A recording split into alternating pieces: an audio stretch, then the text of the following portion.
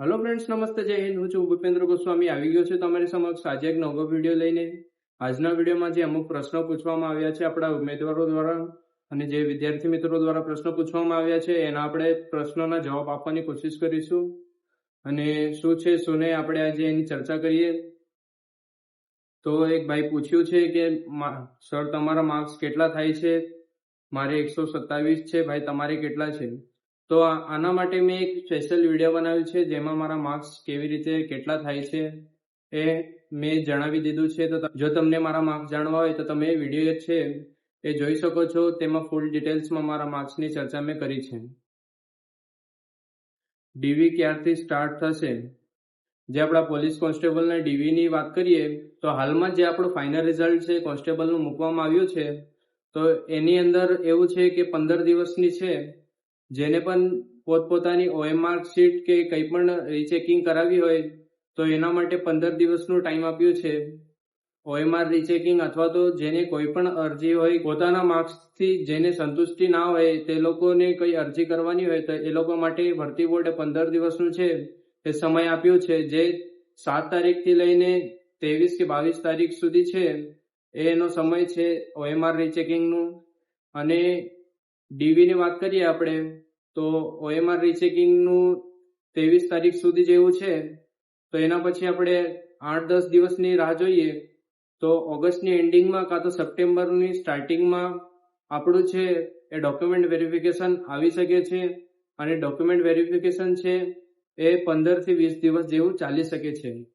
અને એની અંદર 2 ગણા ઉમેદવારો બોલાવવામાં આવશે, એટલે 12,000ના 2 ગણા કરીએ તો 24,000 જેટલા ઉમેદવારો એમાં બોલાવવામાં આવશે. એટલે 15-20 દિવસનું ડોક્યુમેન્ટ વેરિફિકેશન કરતા ટાઈમ તો લાગી જ જશે.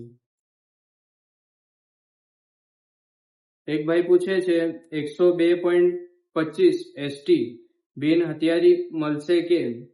તો તમે 102.25 છે તમારા ST કેટેગરીની અંદર માર્ક્સ આવે છે તો તમારા ખૂબ સરસ માર્ક્સ છે.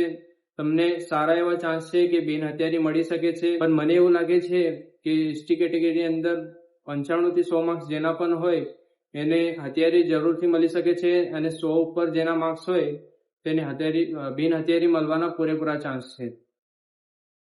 સર, કોન્સ્ટેબલનું પાસ થાય તો પ્રિફરન્સ મળે સિટીનું?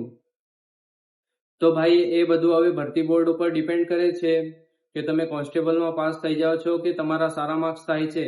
ભલે તમારા 140 કે 150 માર્ક્સ થાય કે 130 માર્ક્સ થાય, સિટીનું પ્રિફરન્સ ના મળતું હોય એના અંદર છે જિલ્લા પસંદગીનો ઓપ્શન આવતો હોય છે. અને જિલ્લા પસંદગીનો ઓપ્શન છે એ ભરતી બોર્ડ આપે છે કે નહીં એ હવે એમના ઉપર ડિપેન્ડ કરે છે. તો આપણે રાહ જોવી પડશે કે ભરતી બોર્ડ જિલ્લા પસંદગીનો ઓપ્શન આપે છે કે નહીં. અને ઘણા બધા વિદ્યાર્થી મિત્રો છે આપણી કમેન્ટ સેક્શનમાં છે બધી જગ્યા છે પોતપોતાના માર્ક્સ લખે છે અને એની અંદર છે એ લોકો પૂછે છે કે આટલા માર્ક્સ થાય છે સાહેબ, મારા આટલા માર્ક્સ થાય છે. શું મારે રાહ જોવી જોઈએ કે આગળની પ્રિપેરેશન મેં ચાલુ કરી દેવી જોઈએ? તો એની અંદર છે હું એક વાત છે હું સ્પષ્ટ કહેવા માંગુ છું કે જો તમારા આટલા માર્ક્સ થતા હોય તો તમારે આશા રાખવી જોઈએ. મારા મત મુજબ કહેવું છું વિદ્યાર્થી મિત્રો, જેના પણ માર્ક્સ આટલાથી નીચે હોય એ લોકોએ જરૂરથી તૈયારી છે આગળની ચાલુ કરી દેવી જોઈએ. તો કોણે હાચુમાં છે એ પોતાના નામ મેરિટમાં આવે એવી આશા રાખવી જોઈએ. તો મારા મત મુજબ છે વિદ્યાર્થી મિત્રો, જેના પણ માર્ક્સ છે એ 100 ઉપર થતા હોય તો એ લોકોએ જરૂરથી આશા રાખવી જોઈએ. જે પણ વિદ્યાર્થી મિત્ર બંને પાર્ટમાં પાસ હોય અને એમના માર્ક્સ 100 કે 105 આજુબાજુ થતા હોય તો એ લોકોએ જરૂરથી આશા રાખવી જોઈએ. કારણ કે ભરતી ઘણી મોટી છે, 12,000ની જે સંખ્યા લેવાની છે, તો એટલા માટે તમે આશા રાખી શકો છો. સીસી સારી કે કોન્સ્ટેબલ?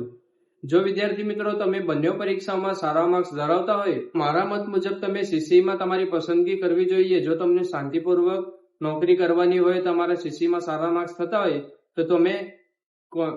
તો તમે સીસીનું ડોક્યુમેન્ટ વેરિફિકેશન કરાવવા જશો અને કોન્સ્ટેબલમાંથી ઓપ્ટ આઉટ કરી શકો છો, જેથી અન્ય વિદ્યાર્થી મિત્રોને લાભ મળશે અને તેમને પણ નોકરીનો એક તક મળશે જે તમારા હાથમાં છે. જો તમારા સીસીની અંદર સારા માર્ક્સ થતા હોય અને તમને શાંતિપૂર્વક સારી જોબ કરવાની હોય તો તમે સીસીમાં જાઓ અને ત્યાં તમારું ડીવી કરાવો અને કોન્સ્ટેબલમાંથી ઓપ્ટ આઉટ કરો, જેથી કરીને અન્ય કોઈ વિદ્યાર્થી મિત્રોને પોતાની મહેનતનું ફળ મળી શકે અને એમને પણ તક મળે કે એ લોકોની લાઈફ સુધરી શકે. એ બધું તમારા હાથમાં છે. તમે ઓપ્ટ આઉટ કરશો તો જ આવું બધું શક્ય છે. એક ભાઈ લખે છે, મારા ફ્રેન્ડ સર્કલમાં 2 ફ્રેન્ડ છે જે 125+ માર્ક્સ ધરાવે છે. એમાંથી એક ફોરેસ્ટમાં જોબ કરે છે, બીજું સીસી ગ્રુપ બી માં પાસ થયો છે. બંને કોન્સ્ટેબલમાંથી ઓપ્ટ આઉટ કરવાના છે. તો આ ખૂબ સરસ વાત છે મિત્ર. જો તમારા પણ માર્ક્સ બંને પરીક્ષામાં સારા થતા હોય તો હું ફરી એકવાર કહું છું, તમને શાંતિપૂર્વક નોકરી કરવાની હોય તો તમે સીસીમાં જરૂરથી જશો અને ત્યાં જ તમારું ડીવી કરાવશો અને કોન્સ્ટેબલમાં ખોટું તમારું ડીવી કરાવવા જશો નહીં, જેથી કરીને અન્ય વિદ્યાર્થીઓ મિત્રોને ચાન્સ મળે અને એ લોકોને પણ પોતાની મહેનતનું ફળ છે એ મળી શકે અને એ લોકોને પણ પોતાની લાઈફ સુધારવાનો મોકો મળશે.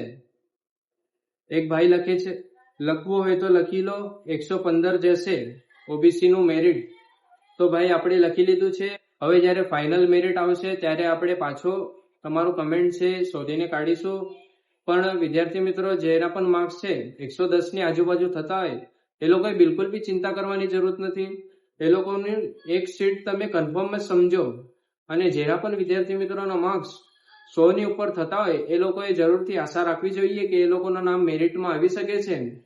અને જે પણ વિદ્યાર્થી મિત્રોના માર્ક્સ છે 100 ની નીચે જતા હોય તો એ લોકોએ મારા મત મુજબ તો હાલ તૈયારી ચાલુ કરી દેવી જોઈએ. જે પણ આગળની ભરતી આવશે તેમાં તમે પોતાનું બેસ્ટ છે પરફોર્મન્સ આપી શકો છો. જો તમને તમારું બેસ્ટ પરફોર્મન્સ આપવાનું હોય તમે અત્યારથી થોડી તૈયારીમાં લાગી જાઓ.